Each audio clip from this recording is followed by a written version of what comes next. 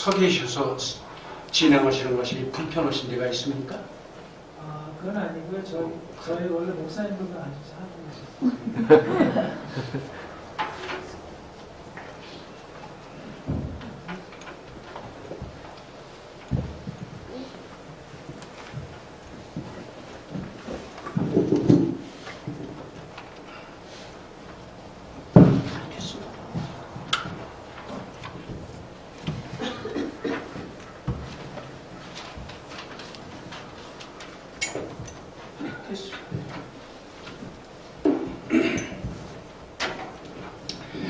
여러분,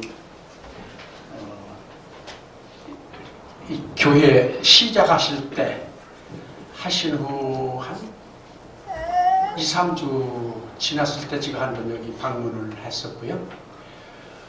여기서 저희가 사는 데까지는 한 25분에서 23분 거리인데 제가 자주 찾아뵙지 못해서 참 죄송한 마음이 있습니다. 한 가지 여러분들한테 여쭤보겠습니다. 맞추는 분 제가 일불 드리겠습니다. 제가 나이가 몇 살쯤 돼 보입니까?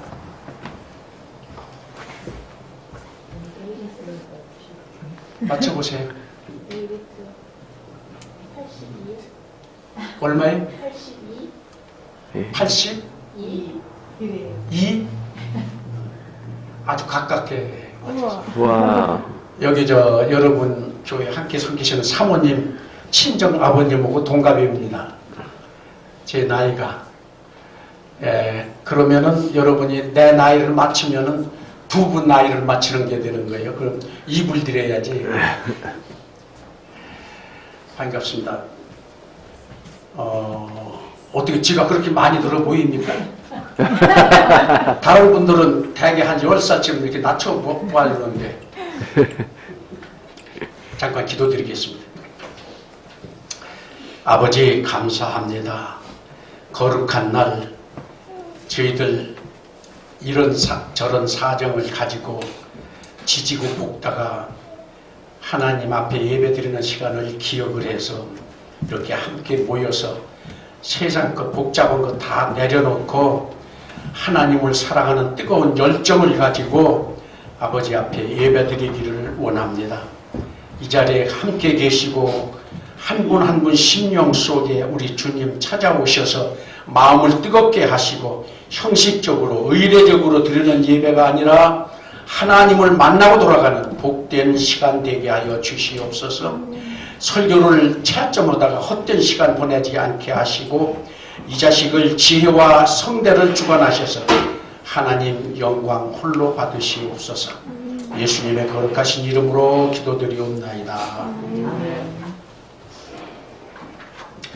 여호수아서는 여러분이 잘 아시겠지만은 모세의 죽음으로 끝나는 그 신명기의 그 후편같이 그렇게 내용들이 이어지고 있음을 보게 되는데, 또한 학자들 간에 그 신명기 후편으로 하려고 하는 그런 시도도 있었음을 우리가 기록에서 찾아볼 수가 있습니다. 어쨌든 본문에서 우리가 보는 대로 모세와 광야 시대는 이제 끝이 나고 여호수아와 가나안 시대가 열리고 있음을 보게 됩니다. 지금 저와 여러분 앞에는 지난해 12달은 이미 지나갔고 2020년이라는 아무도 한 번도 가본 사실이 없는 미지의 새해가 그 새로운 시간들이 우리 앞에 전개되고 있습니다.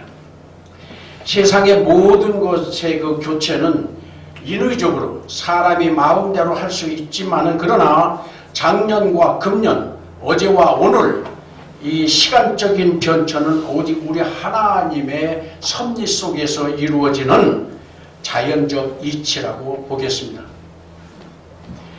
파란만장했던 모세의 한 세대는 이제 막을 내리고 후계자 여호수아 시대를 여시면서 하나님께서 그를 어떻게 사용하셨는지 우리가 한번 같이 살펴보면서 우리 모두에게 새로 허락하신 한 해를 어떻게 살아드리는 것이 승리로운 정복자의 삶이 되겠는가를 교훈받고자 이미 새해를 맞아서 3주가 지났지만 그러나 아직도 연초임에 틀림이 없음을 감안하면서 오늘 우리에게 주시는 말씀의 제목을 한 해를 정복하는 신앙이라고 이렇게 정해봤습니다.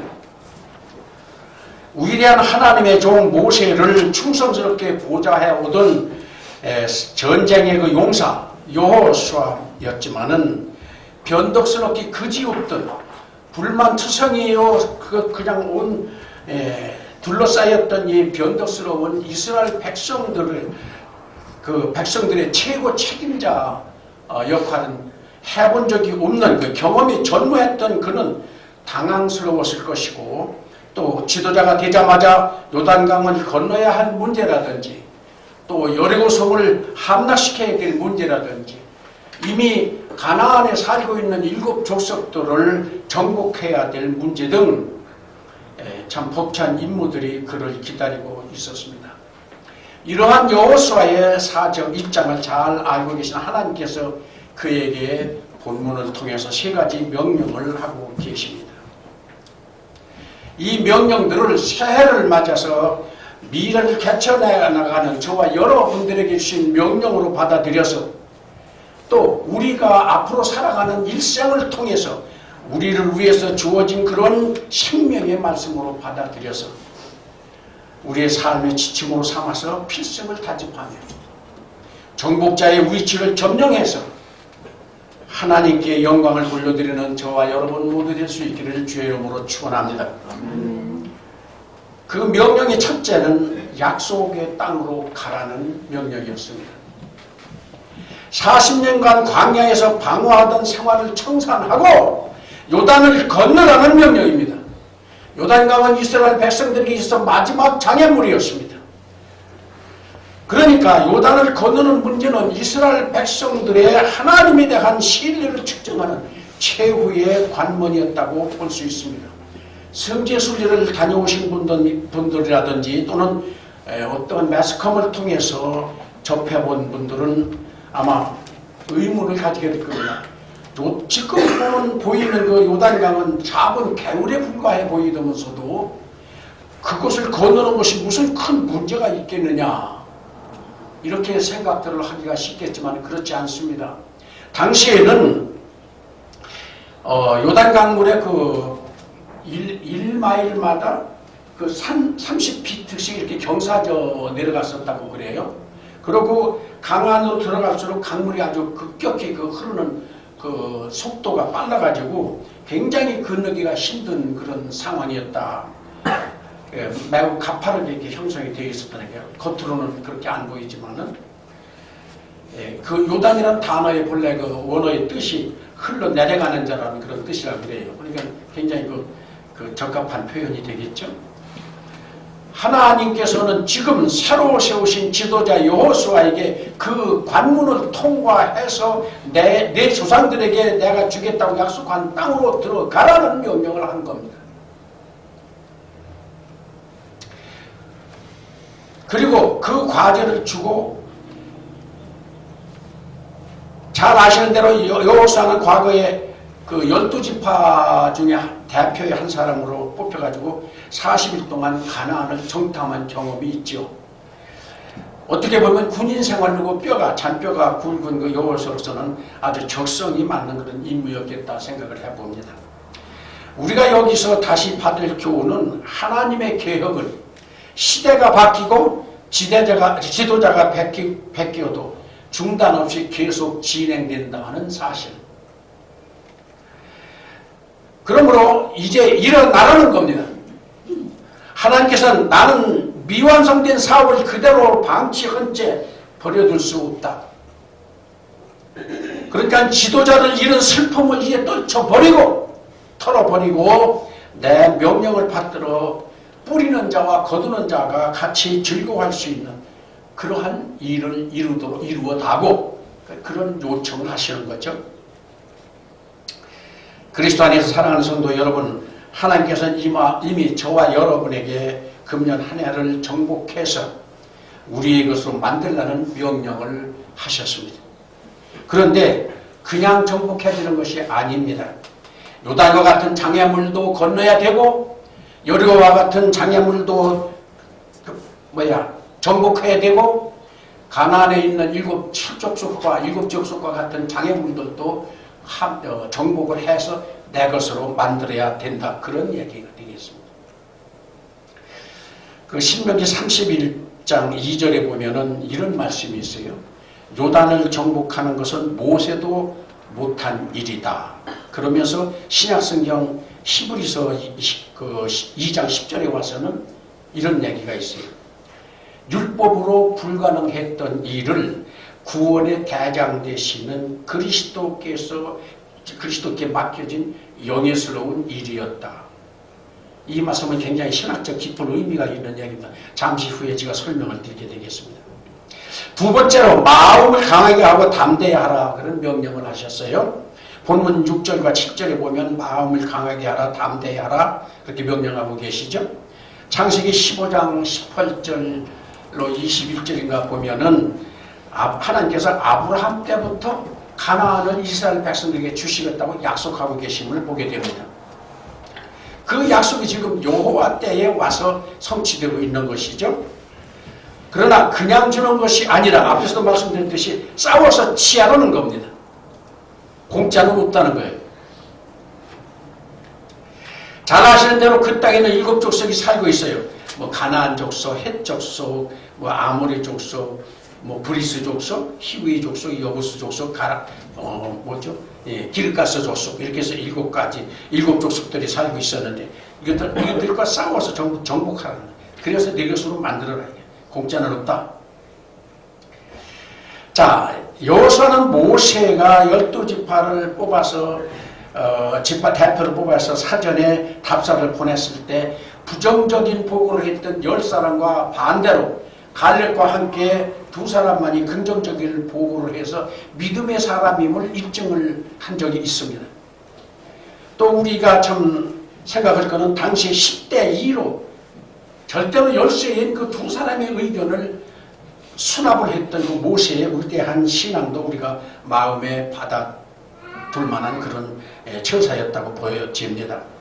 이렇듯 용감한 그에게 더욱 정신적 무장시킬 필요를 느끼시는 우리 하나님께서 본문 5절 이하에서 그를 격려하고 계심을 보게 됩니다.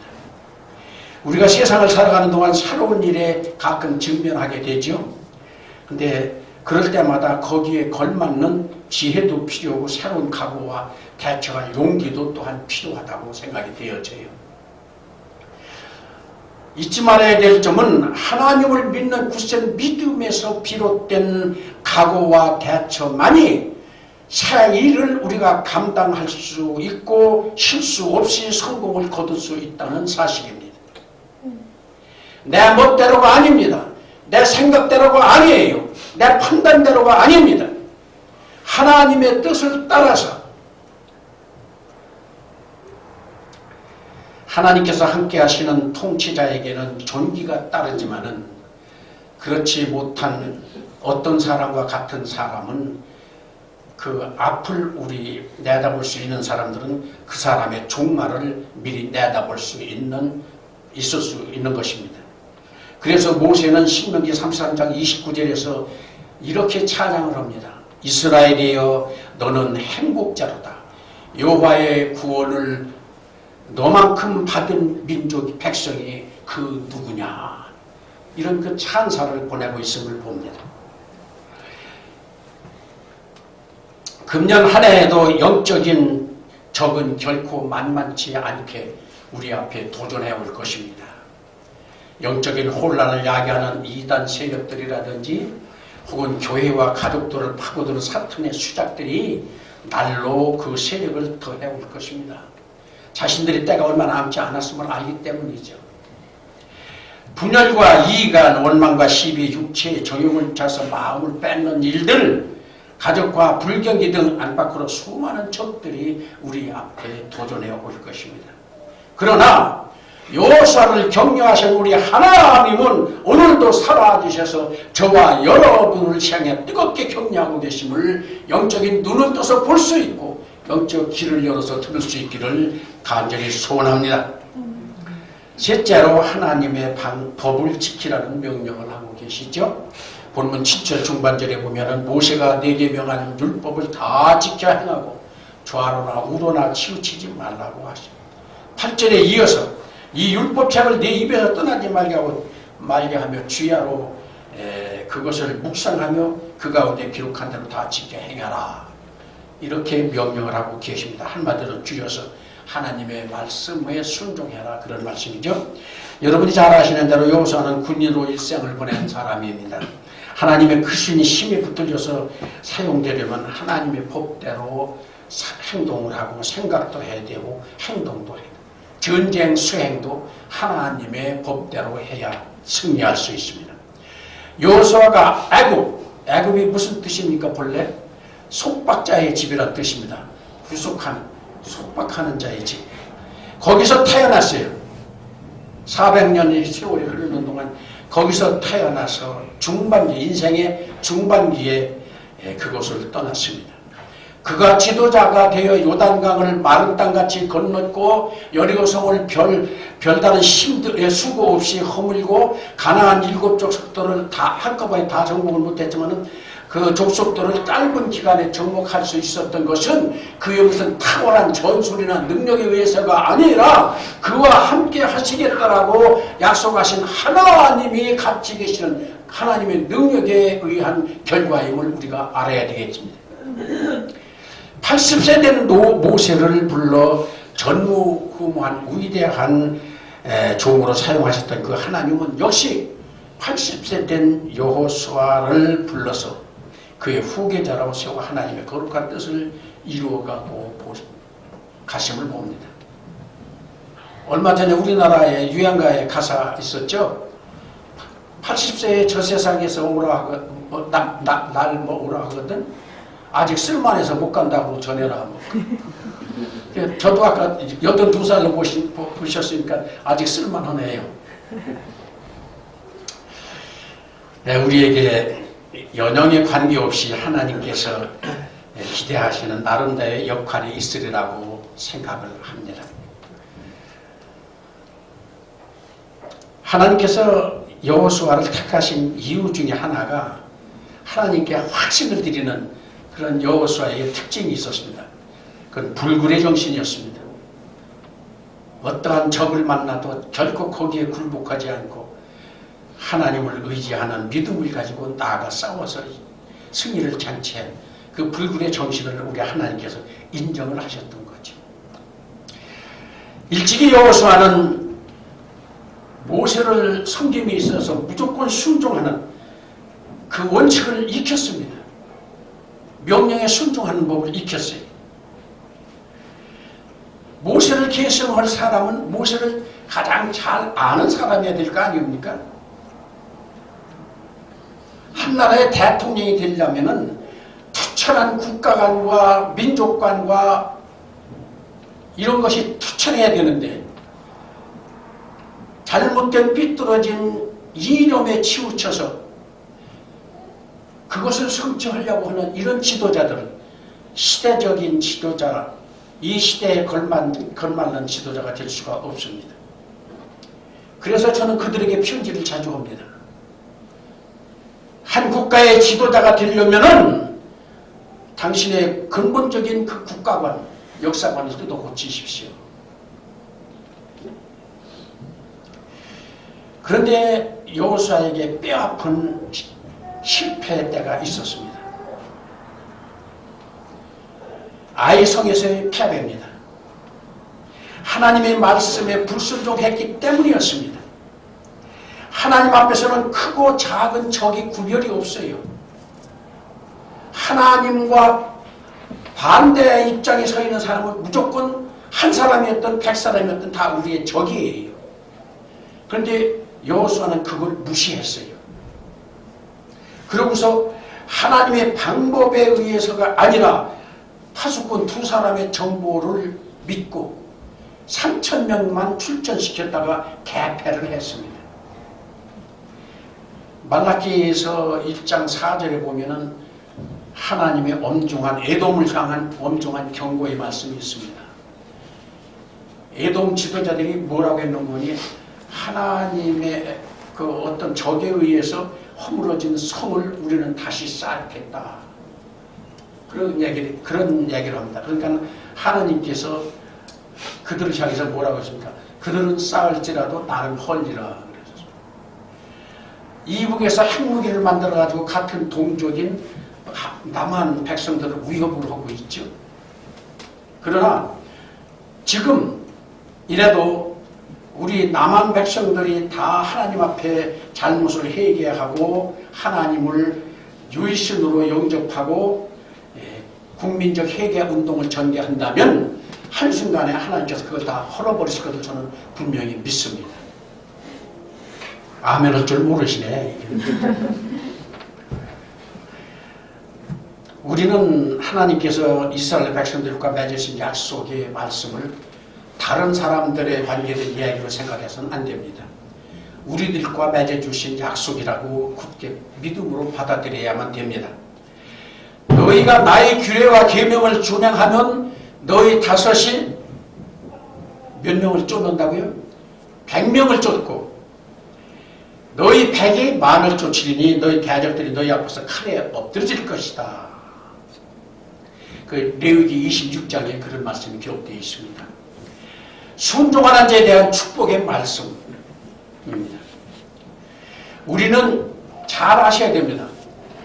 추한 정욕이라든지 타고난 악한 기질이라든지 또 못된 습관을 정복할 힘이 우리 자신에게 절대로 없어요.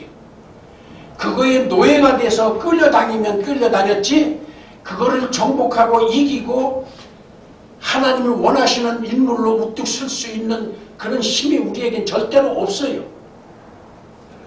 어느 분이 이런 말을 했어요. 불순종의 대가를 알아보지 않는 자가 곧 아간이다. 아간이 누굽니까? 또 우리는 하나님의 명령에 불순종하고서 상처받지 아니한 사람이 없다. 이런 사실도 우리가 알아야 돼요. 여리고 성의 그 탈취물에 탐욕을 부린 아간의 이 불순종과 아이성을 공격함에 있어서 총사령관 되시는 하나님과 의논하지 않고 정탐꾼 두 사람의 말만 듣고 대패를 경험했던 이 사건을 통해서 우리가 받을 교훈은 어느 집단이든지 마찬가지로 오늘날도 한 사람의 잘못은 유기적인 그 연합 원칙이라는 게 있습니다. 따라서 전체 연대 책임을 지게 된다는 사실을 우리가 명심해야 돼요. 어려운 경우에만 우리가 어떤 어려운 일을 당할 때만 하나님 도와주세요. 그렇게 요청을 드리는 우리 신앙인들도 그런 분들이 좀 많지요. 그런데 우리가 생각을 고쳐야 돼요. 아주 평범한 일, 내가 그대로 나 혼자라도 처리할 수 있는 일이라고 생각되어지는 일도 사전에 하나님과 의논드리는 것이 신앙인의 올바른 자세다. 그걸 우리가 마음에 새기시면 좋겠어요. 우리가 쉬운 일이다 이렇게 생각했다가 막상 큰 고통을 당하는 일가 얼마든지 많이 경험하면서 살아가고 있지 않습니까? 아이성에서의 패배를 통해서 우리가 받을 교훈이 이런 데 있다고 생각이 되어져요. 오늘 여기에서 꼭 짚고 넘어가야 될 중요한 교훈, 아까 히브리서 2장에 있던 말씀 제가 말씀드리면 여호수아는 그리스도의 모형이었다 하는 점입니다. 히브리서 7장 19절에 내려가 보면 이런 말씀이 있습니다. 율법은, 여기서 율법은 모세를 상징합니다. 율법은 아무것도 온전케 못할지라 이어 더 좋은 소망이 생기니, 더 좋은 소망은 그리스도의 초림을 얘기합니다.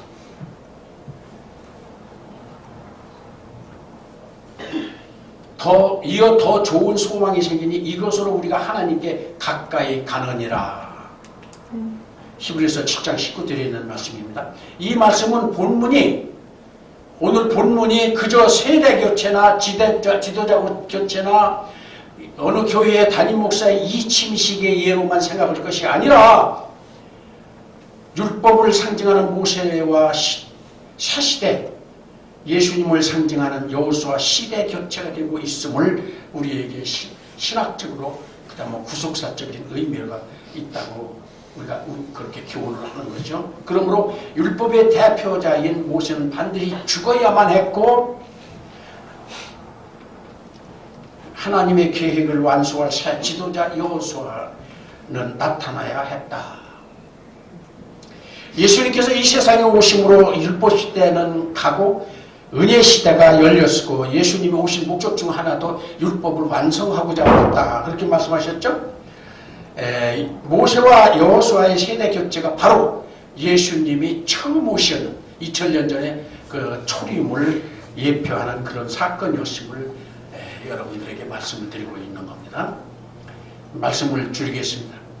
위대한 영웅 시대는 모세와 함께 끝났고 모든 영광은 사라졌다는 이런 절망에 빠져있던 순간에 영웅은 떠났으나 그를 영웅되게 하신 하나님은 살아계시다. 이러한 점을 이스라엘 백성들로 하여금 알게 하신 것이 여호수아를 후계자로 세우신 작업이다. 이런 점을 마음에 두시면 좋겠습니다. 하나님은 동일하게 만드시는 분이 아닙니다. 다양한 특성들을 장려하십니다. 여호수아를 모세로 만들지 않으십니다. 엘리사를 엘리야로 만들지 아니하십니다. 특별한 은사를 각자에게 주시어서 사용하시는 하나님이십니다. 그러므로 누가 죽든지 누가 사라지든지 하나님은 여전히 우리와 함께 계심을 믿으시기 바랍니다. 주 안에서 존경하는 성도 여러분, 우리 모두는 금년 한 해도 실패자로 살기를 원하시는 분 한 분도 아니 계실 겁니다. 아니 그래서도 아니 됩니다. 그렇기 위해서는 하나님께 여호수아에게 내리셨던 명령을 우리에게 주신 명령으로 받아들이셔서 약속의 시간 속으로 전진하는 것입니다. 내일은 아무도 내 것이 아닙니다. 아무도 가본 일이 없는 미지의 세계, 오직 하나님만이 섭리하시는 미지의 세계입니다. 거기를 우리가 뚫고 가야 됩니다. 우리가 내 것이라고 이야기할 수 있는 것은 오직 지금 여러분들이 설교를 듣고 있는 이 순간만이 여러분의 것입니다. 제가 호흡하고 있는 것도 설교 말씀을 전하고 있는 이 순간에 이것만이 내 것입니다. 잠시 후에는 아무도 모릅니다. 60만 70만 되는 지상에 있는 모든 인간들도 아는 사람 하나도 없습니다. 내일은 난 몰라요? 그런 복음성가 있죠? 그건 맞는 말이거든요. 내일 누가 장담합니까? 바로 오늘 주어진 시간 속에서 하나님을 만나 뜨거운 열정을 가지고 오늘 여호수아에게 주셨던 명령 세 가지 명령을 여러분들에게 주신 명령으로 받아들여서 열심히 살아드리고 열심히 봉사하고 열심히 섬기고 그렇게 함으로 해서 금년 한 해가 그 어느 때보다도 가일청 빛나는 한 해로서 여러분들의 삶을 아름답게 장식할 수 있기를 상가 주의 이름으로 축원합니다. 기도드리겠습니다. 아버지 감사합니다. 부족한 종을 이렇게 사용하심을 감사드립니다. 전하는 자나 듣는 자가 모두가 다 심령이 하나님 앞에 활짝 열려서 다 내게 필요한 말씀으로 받아들여서 80 넘은 노인이 뭐 큰 소리로 저렇게 소리 지르나 이런 식으로 받아들이지 아니하고 하나님이 지금 내게 말씀해 주신다 이렇게 받아들여서 복된 심령들이 다 되게 하여 주시옵소서. 예수님의 거룩하신 이름으로 기도드리옵나이다. 아멘.